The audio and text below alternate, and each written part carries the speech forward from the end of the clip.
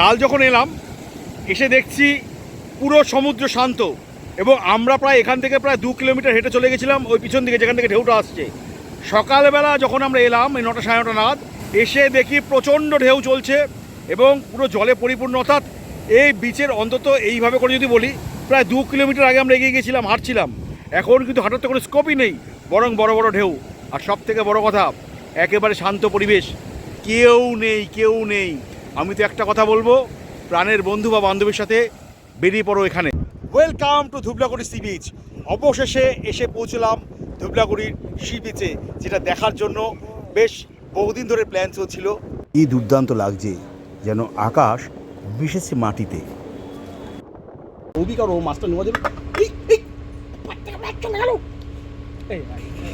বাড়ি থেকে সকালবেলায় ট্রেন ধরে চলে এসেছিলাম শিয়ালদা স্টেশন, কারণ আজ যাবো আমি হাওড়া মেট্রো ধরে। হাঁটতে হাঁটতে চলে এলাম জাস্ট শিয়ালদা মেট্রোর সামনে, কারণ এখান থেকে আজ মেট্রো ধরে যাবো আমি হাওড়া স্টেশন। মেট্রো গেটে ঢুকলাম, এখানে ক্যামেরা অ্যালাউ নেই। যাই হোক, এই যে দেখতে পাচ্ছ দাঁড়িয়ে আছি, মেট্রো আসবে, উঠবো মেট্রোতে। আজকে শিয়ালদা থেকে যেটা করলাম, বাসে বা অন্যভাবে যাইনি বা কোনো স্যাটেলাইট ট্যাক্সি নেইনি আমি, কিন্তু কারণ মেট্রো রয়েছে শিয়ালদা যাওয়ার জন্য এখন, সুতরাং খুব ভালো একটা ব্যাপার হয়েই গেছে। তাই আমি কিন্তু শিয়ালদা স্টেশন থেকে নেমে আমি মেট্রো করেই কিন্তু চলে যাচ্ছি হাওড়া এই মুহূর্তে। আমি জাস্ট শিয়ালদা থেকে এইমাত্র নামলাম হাওড়া মেট্রোতে। শিয়ালদা থেকে ইস্ট ওয়েস্ট মেট্রোতে আমি এলাম এবং সময় নিল মাত্র 10 মিনিট, অর্থাৎ 7:51 গাড়িটা আমাকে পৌঁছে দিল 8:01 একেবারে হাওড়া স্টেশনে। সুতরাং এর থেকে বড় কথা আর কী হতে পারে। আমরা একসময় ভাবছিলাম যে কবে মেট্রোটা হবে, সত্যি আজকে কতটা ফলপ্রসূ সেটা আমরা দেখতে পাচ্ছি। কারণ যেখানে আধ ঘন্টা থেকে 40 মিনিট 45 মিনিট কখনো লেগে যেত সেন্ট্রাল এভিনিউ জ্যামে, সেখানে কিন্তু মাত্র 10 মিনিটে 20 টাকার বিনিময়ে আমি চলে এলাম শিয়ালদা স্টেশন থেকে ইস্ট ওয়েস্ট মেট্রো করে জাস্ট হাওড়া। এই দেখতেই পাচ্ছ হাওড়া যে পুরনো বিল্ডিং দেখতেই পাচ্ছ, এই পুরনো কমপ্লেক্স, এখান দিয়ে চলে যাব। আজকের ডেস্টিনেশন কোথায় সেটাই তোমাদেরকে জানাবো। তাহলে চলো এনজয় করো আজকের দিনটা, এবং কিভাবে কোথায় যাচ্ছি, কে আমার সাথে আছে সব জানাবো তোমাদেরকে।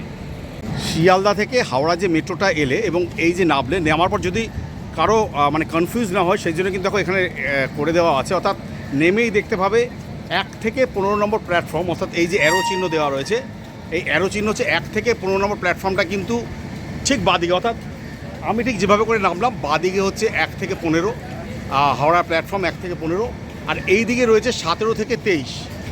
দেখো দেখতেই পাচ্ছ 17 থেকে 23। দেখো দেখায় এখানে এই জাস্ট হাওড়া মেট্রো সাবওয়ে, এবং এই যে প্ল্যাটফর্ম সংখ্যা 1 থেকে 15, অর্থাৎ 1 থেকে 15 যে প্ল্যাটফর্ম সেটা কিন্তু তুমি এখানেই পেয়ে যাবে।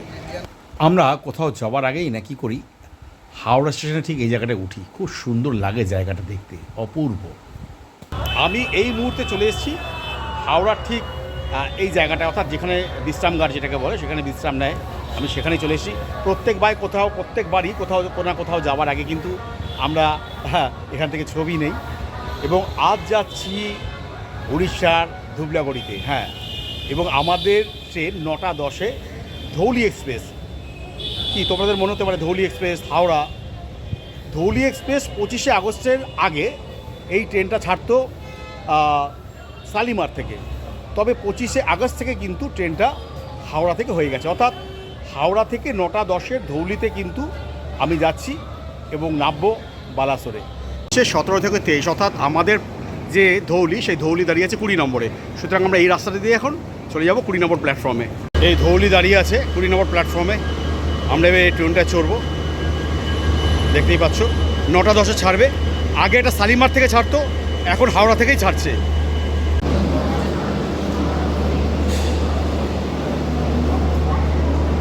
ধৌলি দাঁড়িয়ে আছে এবং আমরা উঠবো। আমাদের আর কিছুক্ষণের মধ্যে ধৌলি ছেড়েও বেরিয়ে যাবে। যেটা বারবার করে বলছি যে 25শে আগস্ট থেকে কিন্তু ধৌলি হাওড়া থেকে ছাড়ছে, এর আগে ছাড়তো শালিমার থেকে। হাওড়া থেকে পুরীগামী এই ধৌলি এক্সপ্রেস দাঁড়িয়ে আছে, এবং দেখো ট্রেন নাম্বার হচ্ছে 12821। হ্যাঁ, এই ট্রেনটা পুরীতে যায়। কিছুদিন আগে আমরা পুরীতে গেছিলাম এই ট্রেনটা করে, কিন্তু তখন আমরা গেছিলাম সাঁতরাগাছি থেকে, অর্থাৎ ট্রেনটা তখন ছাত্র শালিমার থেকে। কিন্তু 25শে আগস্ট থেকে এই ট্রেনটা হাওড়া থেকেই ছাড়ে, যার ফলে একটা বেশ কী বলবো, অনেকটা ভালো হয়েছে। কারণ সাতটাগাছিতে আগে যেতে সময় লেগে যেত প্রায় 1 থেকে 1.5 ঘন্টা হাওড়া থেকে, সেক্ষেত্রে অনেকটাই সময়ও বেঁচেছে। আর আমরা যাব কিন্তু এই পুরীগামী ট্রেনটা করে ধুবলাগড়ি, এবং ধুবলাগড়িতে আমরা যাব, সেখানকার কোন রিসোর্টে থাকবো, সেখানকার প্যাকেজ কেমন, সেখানকার খাওয়া দাওয়া কেমন, এবং আর কি কি আছে দেখার জায়গা, সব কিছু কিন্তু তোমাদেরকে দেখাবো আমার এই ভিডিওতে। সুতরাং এই ভিডিওটা স্কিপ না করে কোনো দেখতে থেকো।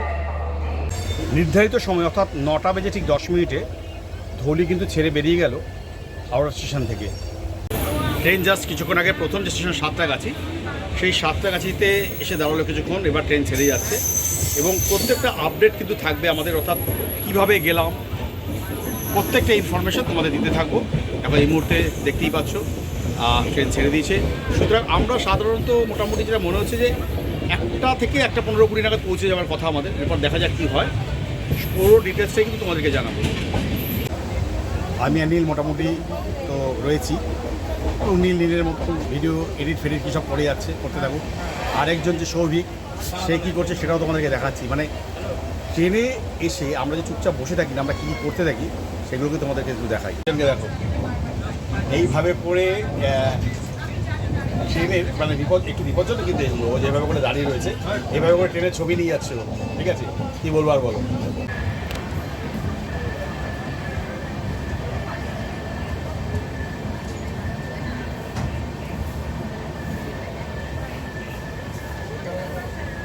ঘড়িতে সময় এখন 12টা 20, আর এই সময় ধৌলি এক্সপ্রেস এসে পৌঁছলো জলেশ্বরে। জলেশ্বর হচ্ছে উড়িষ্যার প্রথম সীমান্ত, অর্থাৎ জলেশ্বর থেকে শুরু হলো উড়িষ্যার বর্ডার।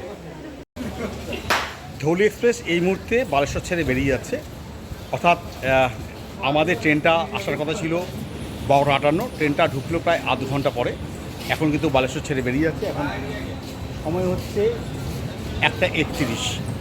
যাই হোক, এরপর আমরা যাব এখান থেকে ধুবলাগড়ি, এবং ধুবলাগড়িতে গিয়ে আমরা কোন রিসোর্টে রয়েছি এবং আমাদের খাওয়া দাওয়া, ওখানকার প্যাকেজ সব কিন্তু তোমাদের জানাবো। শুধু একটাই কথা, ভিডিওটা কোনো রকম স্কিপ করবে না, দেখতে থেকো কিন্তু।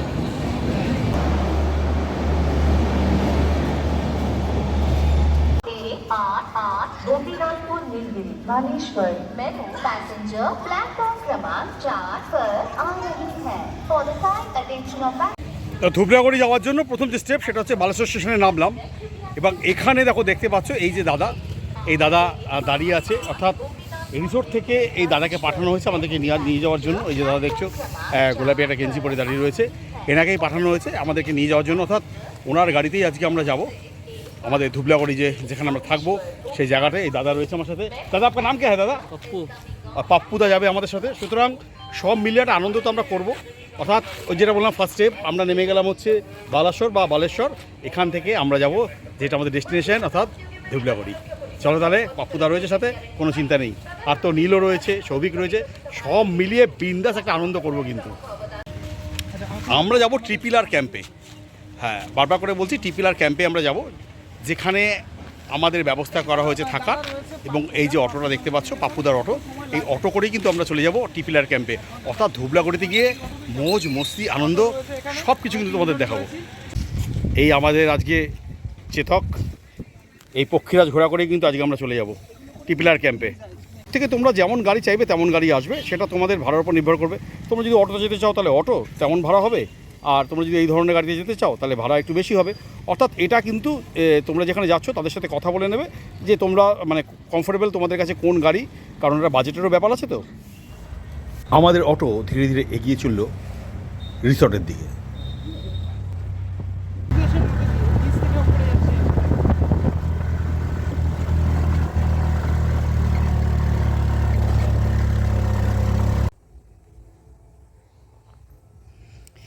এই হচ্ছে আমাদের রিসর্টের বাইরের, অর্থাৎ এইভাবে করে এখন প্রবেশ করব রিসর্টের ভেতর। এই দেখো, দেখতেই পাচ্ছ, ওয়েলকাম টু ট্রিপিলার ক্যাম্পিং রিসর্ট লেখাই আছে। এটাই আমাদের রিসর্টটা।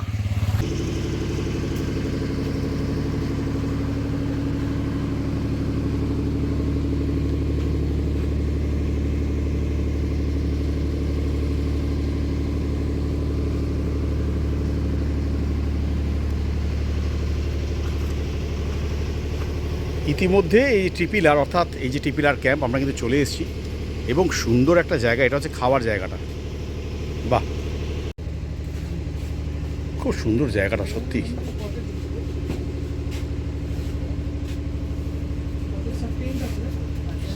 এই যে সার্কেল একটা খাওয়ার জায়গা, পুরো গোল।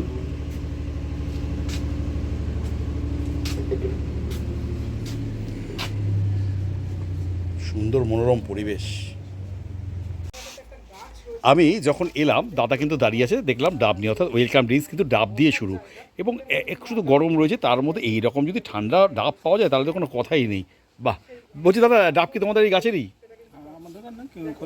বাহ, দেখো দেখতে পাচ্ছ ওয়েলকাম ড্রিঙ্কস নিয়ে দাদা দাঁড়িয়ে, এবং ডাব যদি পাওয়া যায় তাহলে তো কোনো কথাই নেই। অর্থাৎ এই যে একটা সুন্দর আতিথেয়তা, এই আতিথেয়তা কিন্তু তুমি পাবে এই ট্রিপিলারে।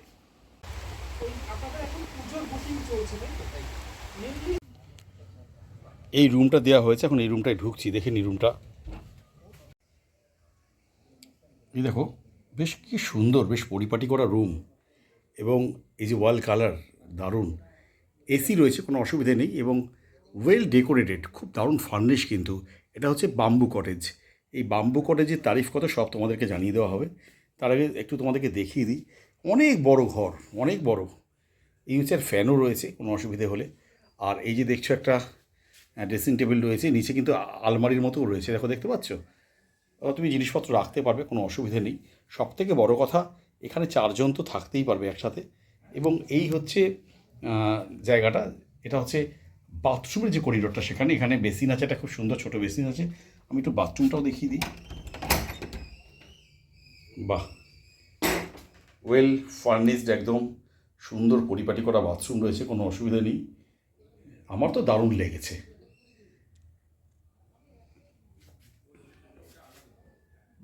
এই ট্রিপিলার ক্যাম্পিং রিসোর্টের প্রত্যেকটা রুম কিন্তু খুব সুন্দর, এবং একটা রুমে 4 জন থাকা যেতে পারে। বন্ধুবান্ধব আসলে আরও 2-1 জন বেশি হতেই পারে, সেটা তাদের সাথে কথা বলে নিতে হবে। এসি নন এসি দুরকম রুমই আছে, প্রত্যেকটা রুম খুব সুন্দর যত্ন করে সাজানো এবং দারুণ পরিষ্কার পরিচ্ছন্ন। কিছুক্ষণ বাদে এসে তারা দেখে যাচ্ছে আমাদের কোনো অসুবিধা হচ্ছে কি না। এটাই তো সবথেকে বড় কথা, কোথাও গেলে এটাই তো পাও না আমাদের, যে কোথাও গেলে কোনো অসুবিধা হচ্ছে কি না।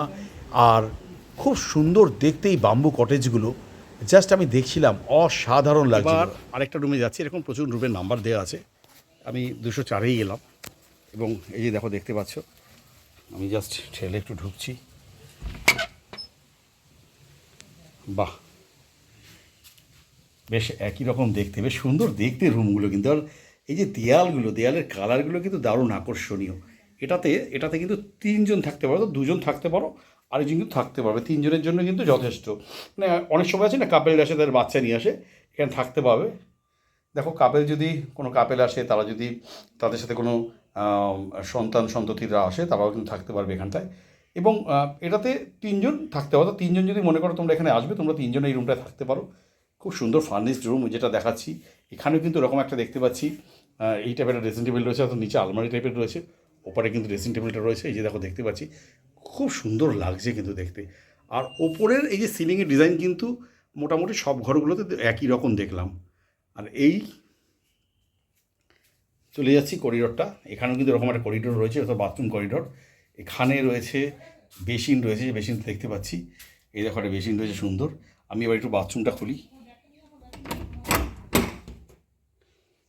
আচ্ছা, এখানেও খুব সুন্দর একটা বাথরুম রয়েছে দেখতে পাচ্ছি।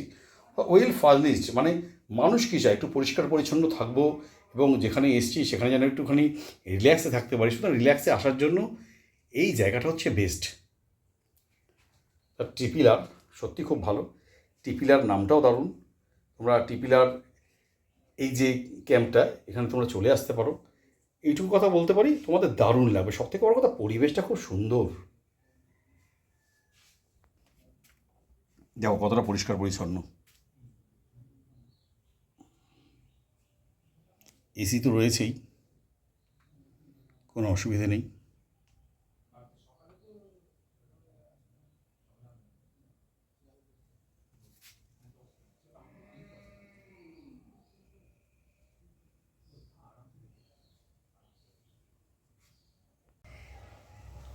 এই যে বাম্বু কটেজ, এর মধ্যেই আমরা রয়েছি একটাতে, অর্থাৎ 204-এ। আর এই হচ্ছে খাওয়ার জায়গাটা। সত্যি সত্যি মানে খাওয়ার জায়গাটা মানে দেখে না আমি প্রেমে পড়ে গেলাম। খুব সুন্দর একটা বেশ সার্কেল জায়গা।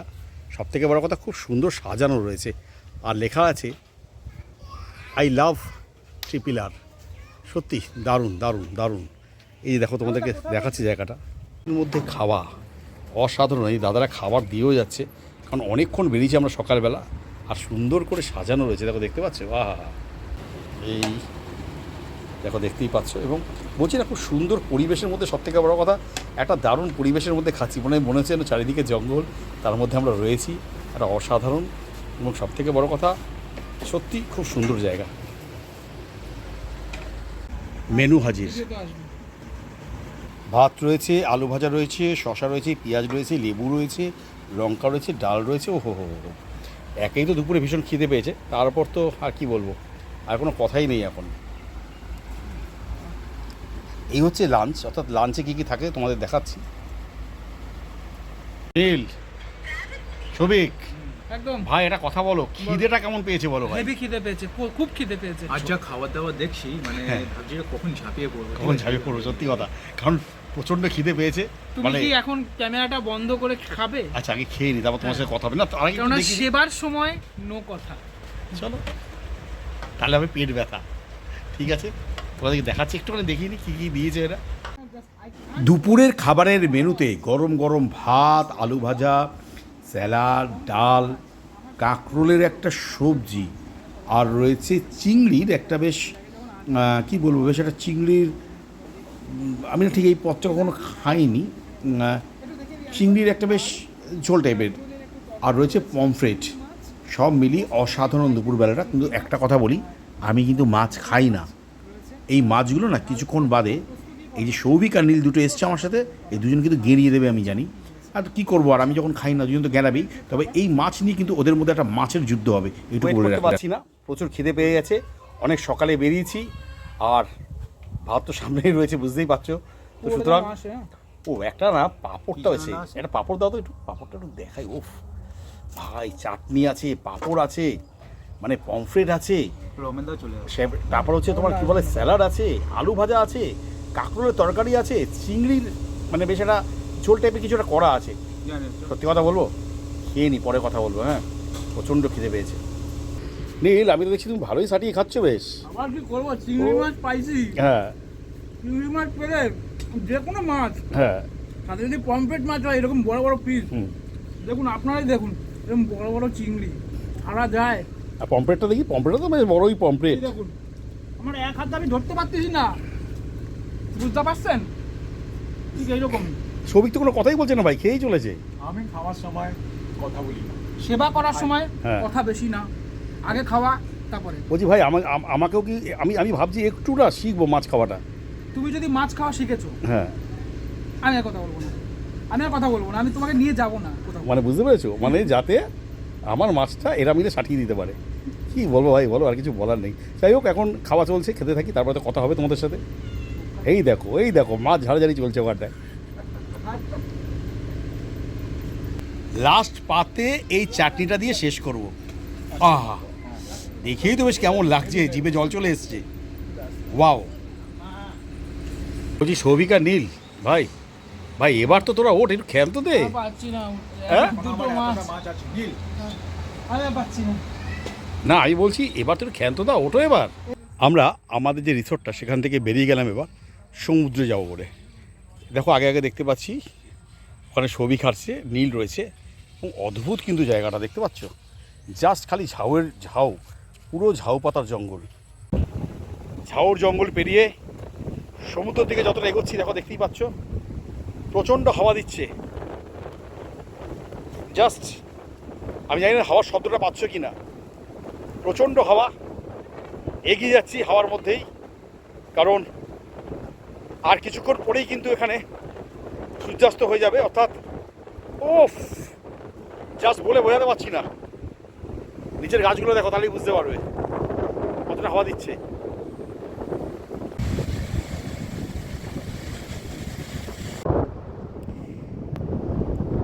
এই হচ্ছে ধুবলাগুড়ি বিচ, আর এই হচ্ছে এখানকার সমুদ্র।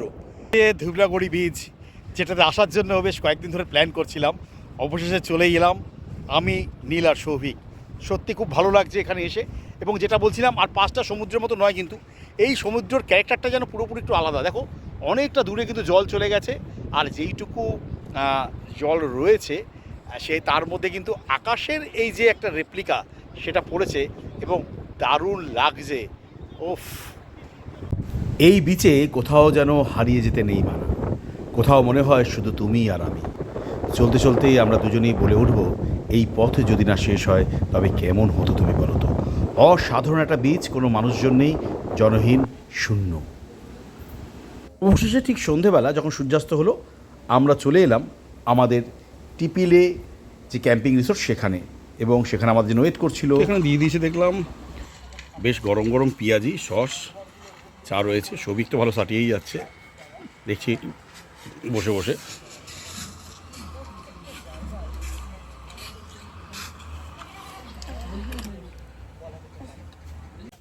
ঠিক সন্ধেবেলায় যেন রং পাল্টে ফেললো আমাদের ট্রিপিলার ক্যাম্পিং রিসোর্ট। আলোর ঝলকানিতে হয়ে উঠল অসামান্য সুন্দর। মুগ্ধ হয়ে দেখছিলাম, তাকিয়েছিলাম অনেকক্ষণ। দেখো, আমরা তো দুপুরে এখানে লাঞ্চ করেছি, সন্ধেবেলা কি অসাধারণ একটা মায়াবী পরিবেশ এই জায়গাটার, এত সুন্দর লাগছে।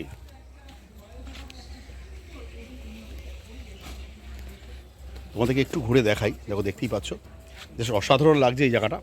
একটা সুন্দর পরিবেশ, সেই পরিবেশের মধ্যে যদি বিকেলে স্ন্যাক্সটাও পেয়ে যাই তাহলে খারাপ কি। দেখো পুরো লাইট জ্বলে রয়েছে।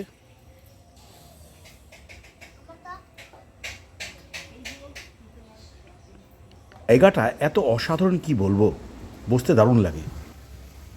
এখানে কিন্তু বারবিকিউয়ের ব্যবস্থা আছে, এটার জন্য কিন্তু তোমাদের আবার আলাদা করে বলতে হবে। দেখো দেখতে পাচ্ছি এটা কিন্তু কোথাও প্যাকেজের মধ্যে হয় না, এটা আলাদা করে বলতে হয় এবং দারুণভাবে হচ্ছে। বেশ ঘি ফি দিয়ে গরম করে, আহা হা, মানে বুঝতে পারছো একটা লোভনীয় ব্যাপার। এইভাবে করে বারবিকিউ, ওফ, আমাদের একটু ঠান্ডা ঠান্ডা হাওয়া দিচ্ছে, সব মিলে অসাধারণ একটা বেশ পরিবেশ তৈরি হয়ে গেছে। মধ্যে নয়, এটা কিন্তু আলাদা করে মানে যাদের যাদের ডিমান্ড থাকে তারা নেবে, এবং 1 কেজির জন্য 500 টাকা ধার্য করা হয়। সব মিলে অসাধারণ একটা পরিবেশ, আর তার মধ্যে বারবিকিউ, অর্থাৎ বেশ একটা রোম্যান্টিকিজমের গন্ধ, রোম্যান্টিকিজমের গল্প, আর তার সাথে বারবিকিউ, আর সাথে প্রিয় কোনো একজন মানুষ। সন্ধেবেলা ভেজ পাকোড়ার পর এই রকম যদি বারবিকিউতে এই রোস্টেড চিকেন থাকে তাহলে তো কোনো কথাই হবে না, তার সাথে কাসুন্দি আর সস, আহা হা। ও হ্যাঁ, আরেকটা কথা বলি, এটা কিন্তু প্যাকেজের মধ্যে নয়, প্যাকেজের বাইরে। অর্থাৎ এটা নিতে গেলে কিন্তু তোমাকে এক্সট্রা 500 টাকা পে করতে হবে 1 কেজির জন্য। রাত তখন প্রায় 10:30। আমাদের কিন্তু এবার ডাক চলে এসেছে নৈশভোজের জন্য, অর্থাৎ এবার রাতের খাবারটা খেয়ে নিতে হবে। রাতেও তারা কী দিচ্ছে সেটাও কিন্তু দেখাবো। এখানে রয়েছে পনিরের একটা আইটেম, চিকেনের একটা আইটেম আর রুটি। তোমরা কিন্তু রুটির বদলে ভাতও নিতে পারো, সেটা কিন্তু আগে থেকে এখানে বলে দিতে হবে, তাহলে ভালো হয়। কারণ কেউ রাত্রে রুটি খায়, কেউ ভাত খায়।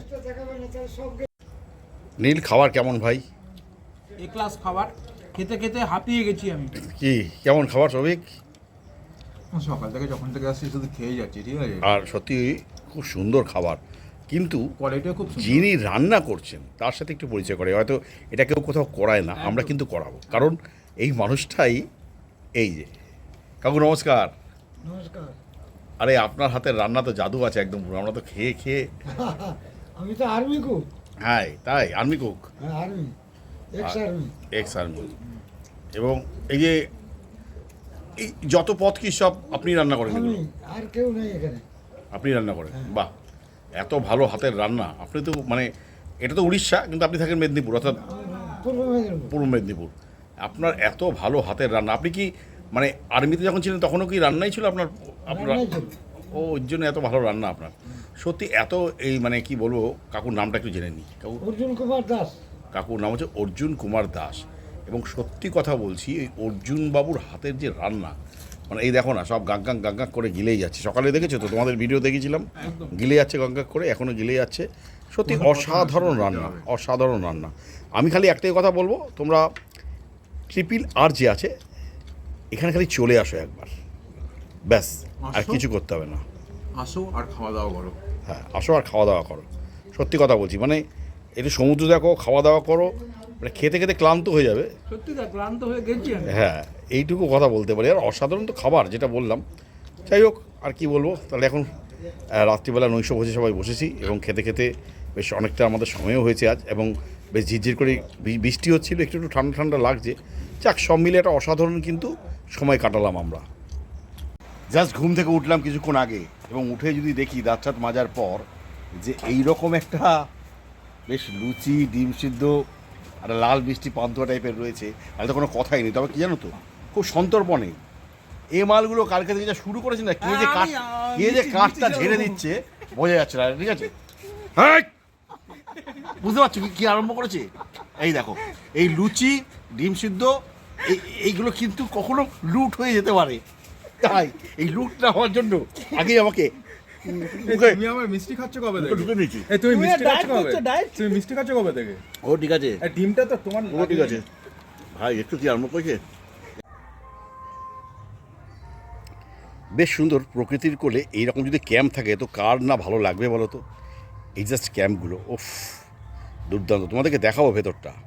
টেন্টটা দেখাচ্ছি, এখানে 3টে টেন্ট রয়েছে এদের। তো এই যে টেন্টের ভেতরটা এই যে এইভাবে করে খুলে দিল দাদা, এই টেন্টের ভেতরটা তোমাদেরকে দেখাই। দারুণ পরিষ্কার পরিচ্ছন্ন টেন্ট, এবং এই যে দেখো পাখা রয়েছে, 2টো পাখা রয়েছে, ঠিক আছে, লাইট রয়েছে, এই লাইটও রয়েছে, পাখা রয়েছে, লাইট রয়েছে। এই হচ্ছে 3জন তোমরা থাকতে পারো খুব সুন্দর করে টেন্টটার মধ্যে, অনেক বড় টেন্ট। এই হচ্ছে টেন্টের যে জায়গাটা, অর্থাৎ কেউ যদি তোমরা মনে করো এই টেন্ট বা তাঁবুতে থাকবে, তোমরা কিন্তু থাকতে পারো। খুব সুন্দর, অনেকে থাকতে চায়, অনেকে, অন্তত আমার তো খুব প্রিয় জায়গায় টেন্টে থাকার।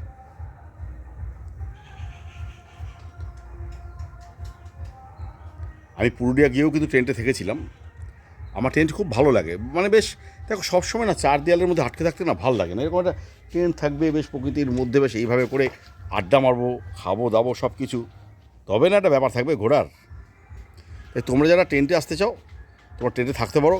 কত টাকার প্যাকেজ, কী প্যাকেজ সব জানিয়ে দেবো আমরা। শুনতে পাচ্ছ সমুদ্রের গর্জন?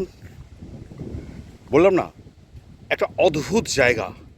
এই প্রকৃতিতে মানে প্রকৃতি যে কত সুন্দর সাজিয়েছে জায়গাটাকে, কেন জানো? কারণ এখনও পর্যন্ত কিন্তু বেশি মানুষের পদচিহ্ন পড়েনি। তাই কাল যখন এলাম, এসে দেখছি পুরো সমুদ্র শান্ত, এবং আমরা প্রায় এখান থেকে প্রায় 2 কিলোমিটার হেঁটে চলে গেছিলাম ওই পিছন দিকে, যেখান থেকে ঢেউটা আসছে। সকালবেলা যখন আমরা এলাম এই 9টা সাড়ে 9টা নাগাদ, এসে দেখি প্রচণ্ড ঢেউ চলছে এবং পুরো জলে পরিপূর্ণ। অর্থাৎ এই বিচের অন্তত এইভাবে করে যদি বলি, প্রায় 2 কিলোমিটার আগে আমরা এগিয়ে গেছিলাম, হাঁটছিলাম।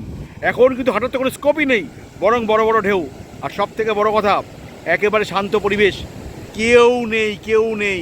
আমি তো একটা কথা বলবো, প্রাণের বন্ধু বা বান্ধবীর সাথে বেরিয়ে পড়ো এখানে, এই ধুবলাগড়িতে।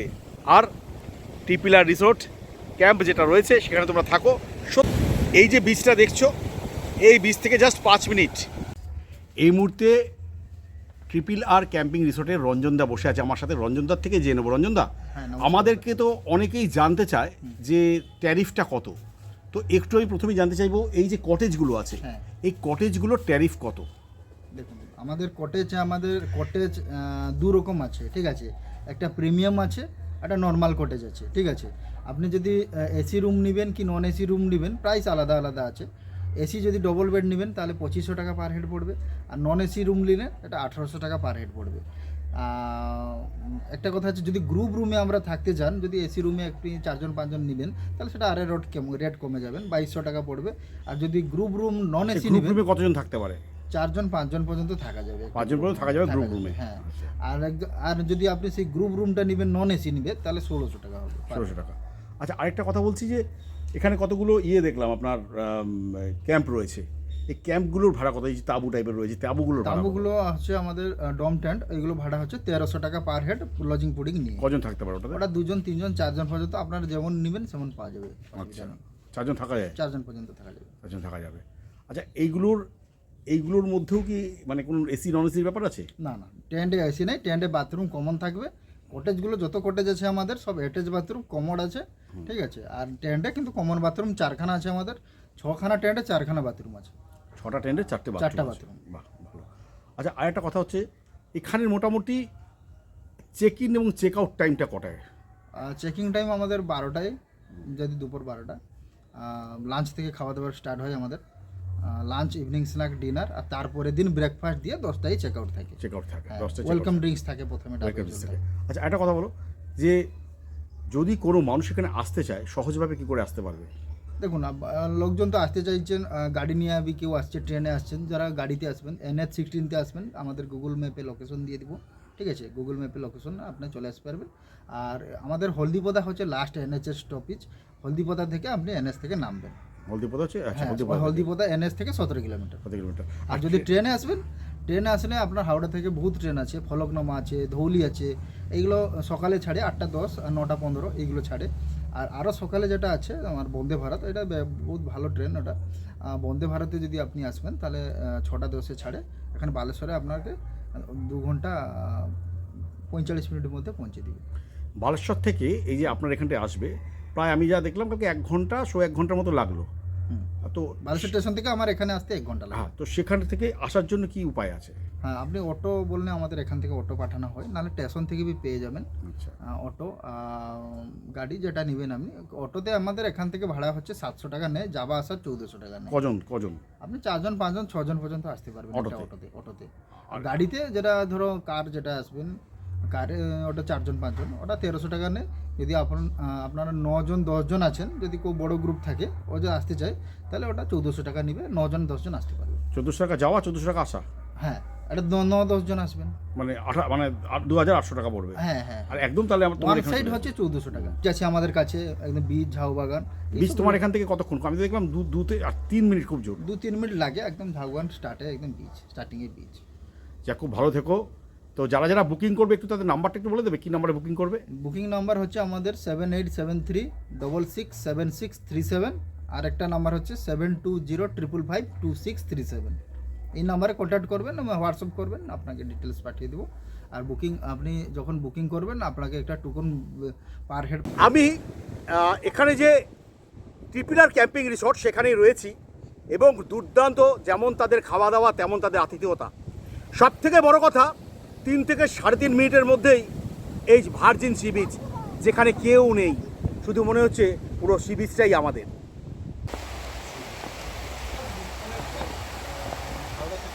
এবার আমাদের যাওয়ার পালা, আর পাপ্পুদা চলে এসছে আমাদেরকে নিতে, অর্থাৎ এখান থেকে আবার আমরা যাবো বালাসর স্টেশন, সেখান থেকে বাড়ি। ডাকছে সাগর, ডাকছে পাহাড়, ডাকছে সাগর, ডাকছে পাহাড়, করতে পুরো সি বিচটাই আমাদের। করতে মগজ ধোলাই, তবে আর দেরি কেন, তবে আর দেরি কেন, বন্ধু চল পালাই, বন্ধু চল পালাই, ও বন্ধু চল পালাই, চল পালাই।